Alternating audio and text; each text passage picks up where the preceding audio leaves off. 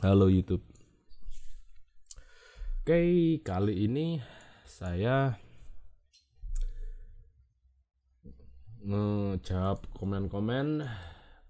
Ngejawab komen-komen. Ada pertanyaan-pertanyaan yang dari tahun sampai 2007 itu ada. Yang lewat Telegram.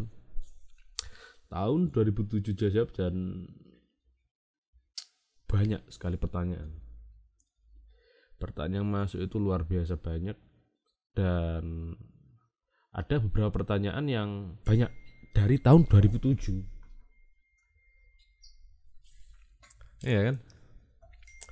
Wah, poneh ini. Nah, pertanyaannya itu beragam banget. Ini kemarin ada yang email Mbak J, saya sensor namanya. Berbobot pertanyaannya, jadi saya jawab. Ini luas. Nanti ada pertanyaan-pertanyaan seputar marking, gambar, chart, supply demand. Cuman kalau saya bahas di depan, abot, berat. Jadi yang berat-berat di belakang aja. Oke. Perkenalkan, nama saya J. Baru mulai trading forex manual selama 3 bulan. Dan beberapa hari kemarin saya baru kena margin call. Oke, pelajaran margin call. Hampir semua trader pernah margin call di awal karena mungkin pengaturannya masih kurang baik. Namun saya tetap memutuskan untuk lanjut mempelajari. Tepuk tangan, bagus. Tentu terus belajar, namanya belajar. Sampai tangding. Baru ini saya belajar lewat channel Bapak.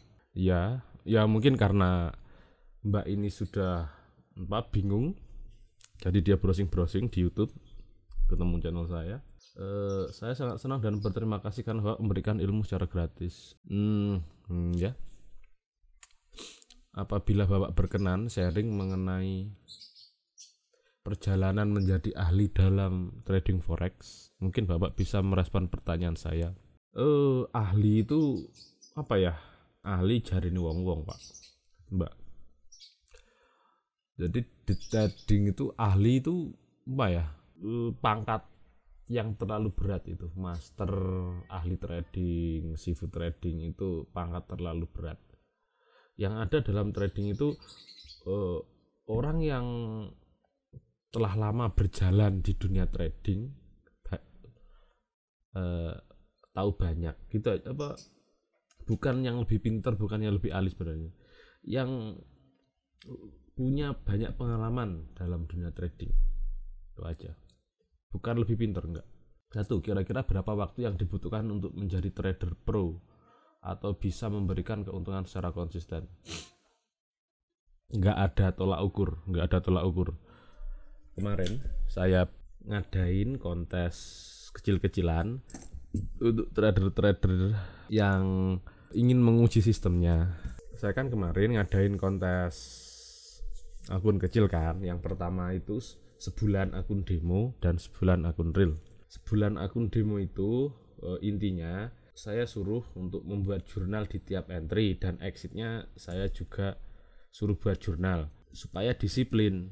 Nah, kebanyakan orang yang kontak saya yang ngikut itu merasa terbantu karena hanya dalam sebulan saja hanya nulis jurnal, exitnya gimana, entry-nya gimana, mereka punya pengalaman yang lebih banyak, merasa terbantu. Kenapa merasa terbantu?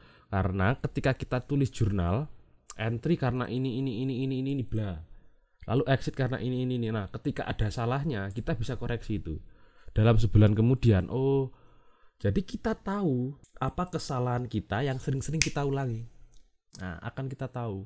Oke, ini contoh dari dunia real ya, nggak dari trading. Tuh, saya ada teman yang usaha supply pakan di bidang peternakan, itu dia sudah jatuh bangun beberapa kali dan polanya sama. Selalu tentang kayak ada pihak ketiga yang berkhianat. Nah, lucunya Pak, tiap kita jatuh itu terkadang ada polanya loh. Teman saya juga ada di dunia travel, dia sempat terbesar satu provinsi itu lumayan, dan jatuhnya selalu karena perempuan. Nah, intinya setiap kesalahan kita di bidang apapun itu bisa terulang. Coba Anda review flashback, semua yang lihat video ini, kalau Anda usaha apapun, flashback, biasanya ada kesalahan-kesalahan yang terulang, polanya sama. Ada yang terulang pola nggak jujur, pengelolaan uang nggak jujur, atau terlalu percaya ke orang lain. Nah, kalau kita masukkan dalam versi trading itu, orang gagal itu ada polanya loh, ada polanya. Jadi kok posisi saya kok selalu loss, saya deposit lalu loss lagi, deposit loss lagi. Coba deh, kalau Anda punya jurnal, Anda bisa tahu, walah ternyata ini toh yang saya miss, missnya di sini toh. Nah, tanpa kita buat jurnal, kita nggak tahu itu. Kalau di olahraga itu terkadang yang bisa lihat kekurangan diri kita itu orang lain. Itulah kenapa atlet tinju, atlet sepak bola itu punya pelatih. Nah, pelatih mungkin tendangannya kalau suruh bermain nggak bisa semaksimal pemainnya. Tapi kok mau sewa pelatih? Ya karena pelatih tahu kekurangan.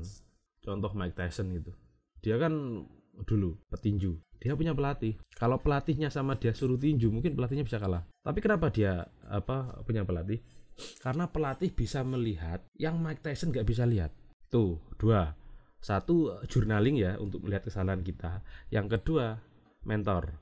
Orang lain selalu bisa melihat kekurangan kita. Itu sudah dari sononya. Daripada buat rasan-rasan, kita manfaatkan hukum itu untuk ngoreksi diri kita.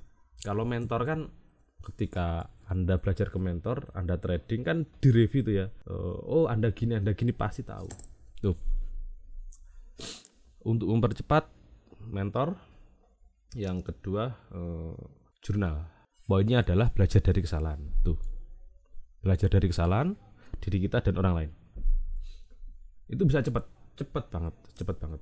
Dan jangan percaya bahwa sudah trading 5 tahun kok nggak profit. Well, orang yang belajar 5 tahun dan Anda yang belajar 6 bulan saja, itu bisa jadi Anda lebih ahli dari dia.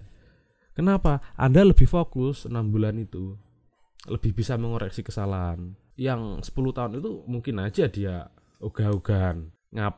Contoh, ngapain beli buku trading banyak-banyak? Ngapain belajar sama mentor bayar mahal-mahal, jutaan, bahkan ada yang puluhan. So, banyak faktor, tapi bukan waktu yang menentukan menurut saya. Keseriusannya, kekonsistenannya. No, jadi bukan berapa banyak waktu sih. Komitmen diri kita itu aja. Apakah Bapak sendiri sudah dalam level trading for living saat ini?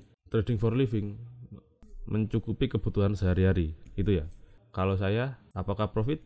Ya, menghasilkan. Cukuplah. Tradingnya agak jangka panjang kan ya. Jadi terkadang kalau loss itu ada beberapa sektor yang bisa mengcover. Jadi nggak hanya di trading. Penghasilan saya nggak hanya dari trading, ada beberapa yang lain. Nah, pertanyaan apakah trading bisa jadi kaya? Bisa. Kaya dari trading bisa banget. Nah, ini kemarin saya diskusi dengan teman saya yang ribuan dolar jadi ratusan ribu dolar dalam 4 tahun itu compound. Kita diskusi kenapa